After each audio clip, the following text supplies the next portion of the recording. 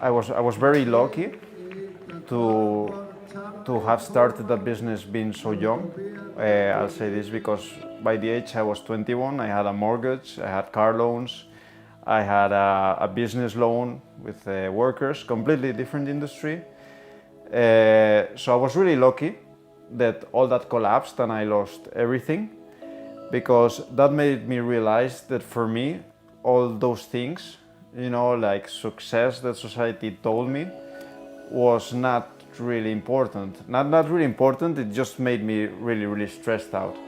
So losing everything at that case made me open my mind, because I'm still naive about many things, but then I was much more naive. Like, many people are really bright and they know from the start, this is what I want to do, this is what I like, I don't take this bullshit. Maybe I wasn't so bright, but I actually needed to create my business, do that, get all the loans, get all the crisis story that everyone has, and lose it all to get a fresh start. And that fresh start was the best thing that happened to me, because I realized that I really wanted to do something I liked, not thinking about how important it is in society, like basically all the crap sometimes we get, that you have to be successful, own a car, own a house, all of those things.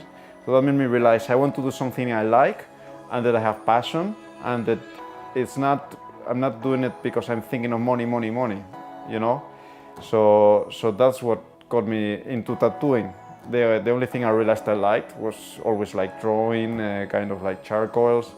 With my father, he does oil paintings, and he sell many. He wasn't able to live off it, but I still really enjoy all the time that I was with him, you know, like I was drawing, he was painting. So I thought of, that's the only thing I have ever done without, just for fun.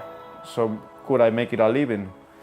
So the second I realized I wanted to enjoy what I did for a living, the second things went right. Then I found about tattooing. So for me it was magical, you know, find something that the better you get at it because you like it, the more it rewards you in the professional way and in the personal way. So for me it was mind-blowing. Other people are brighter and they don't need to lose everything before to realize, but it wasn't my case.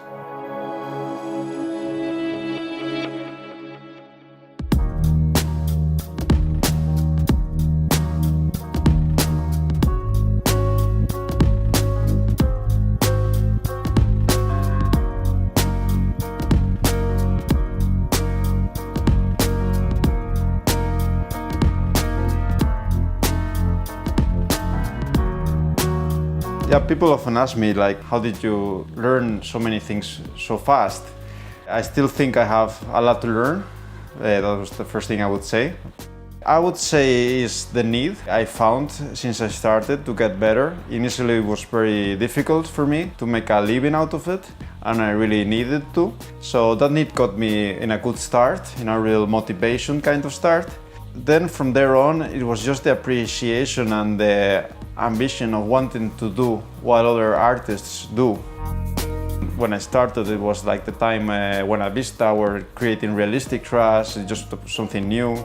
Dot work was starting to appear in the map, like a whole load of new things in the industry that now are really common. Now it's to do creative things is really common.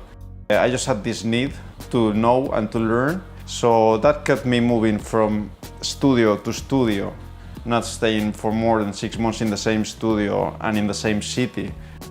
The most important key is learn from everyone. Like, I still find when I'm doing guest spots that I can learn even from the apprentice something. Learn from everyone. Go to any artist, ask questions, and most artists are really happy to give answers, because they know that if they can give answers, you can share knowledge. Don't be shy, don't think you know too much, do not ask questions. That's the best thing, you know. I see many artists who will be working with you and they're not interested in how you're working, and you're working completely different. Traveling, working in different environments and meeting different artists, even if I'm good in a studio and I have plenty of work, I still do regular guest spots. I realized that for me it's so important to keep meeting other artists. All the learning for me was about asking them, seeing how they work, and just getting influenced by them. Different personalities, different ways of thinking, and all of them are good.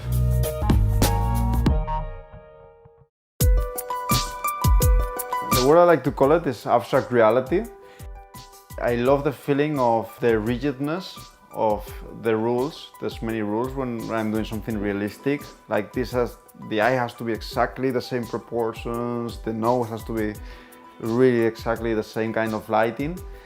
But I really love the feeling of when I've done that, and then the big contrast of the freedom of the abstract. The abstract is kind of like no rules.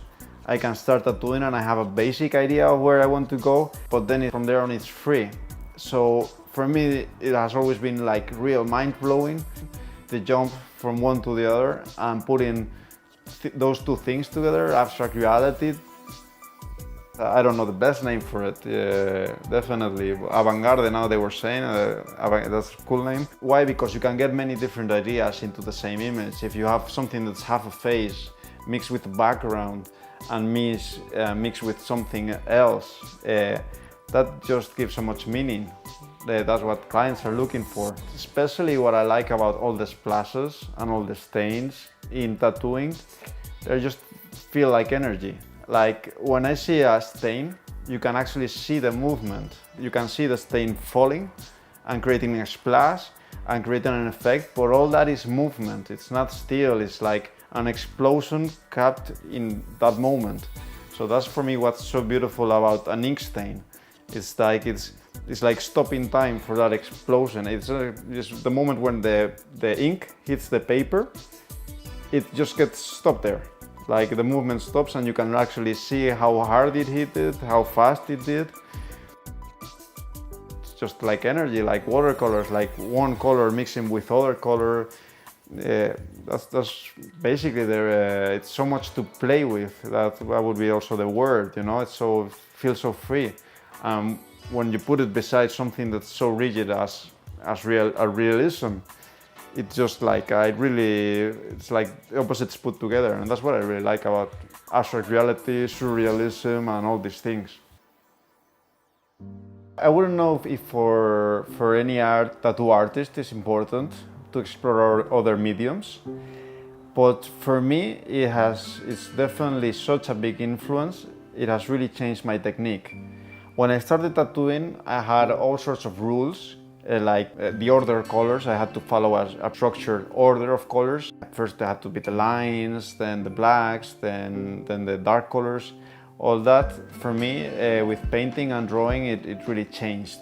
So for me, it's really important because the more I paint, the more I tattoo like I paint or I draw. I actually, in the exact same ways. When I'm doing a tattoo that resembles watercolor, I'm actually not following the tattooing rules.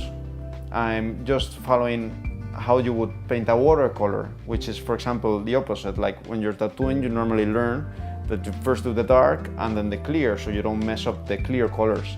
But with a watercolor, you first put the really clear colors and then the dark, so they blend in. So that's how we'll tattoo it, how you paint it in a watercolor. The more I paint, the more I tattoo like I paint. And the more I tattoo, the more I paint like I tattoo. It's really, really combined. And I can really notice when I spend a period practicing how to do portraits on charcoal or whatever other medium, just practicing. I go to tattooing and I see so much more colors and shadings I didn't see before that intense period of practicing, for example, doing faces. And I can really notice the change, like it opens your mind.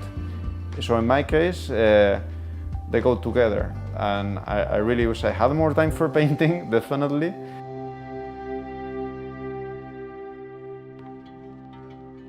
I really enjoy color work. It's what I go for most of the time. Clients are still very reluctant to color realism in particular. I think it's because they haven't seen much color realism being done. It's not very usual. People are just go for what they're accustomed to.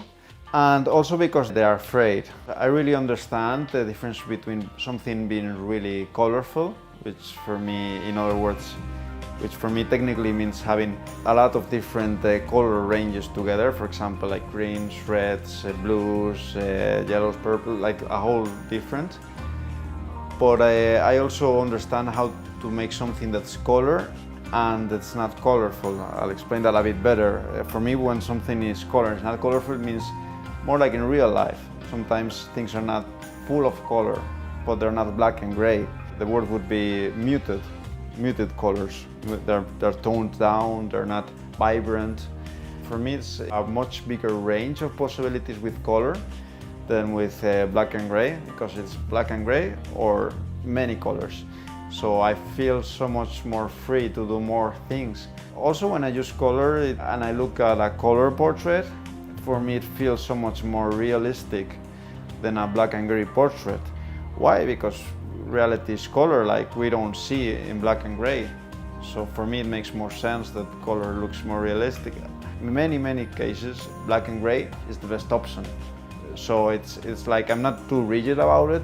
Many times I'm the one who says, okay, I love color, but that should be black and gray. Because many times I feel that it's better to do something in black and gray, even though I love color. So sometimes I find somewhere intermediate, which is just doing black and gray with some kind of color tonality. In my case, I love turquoises, so that I really like.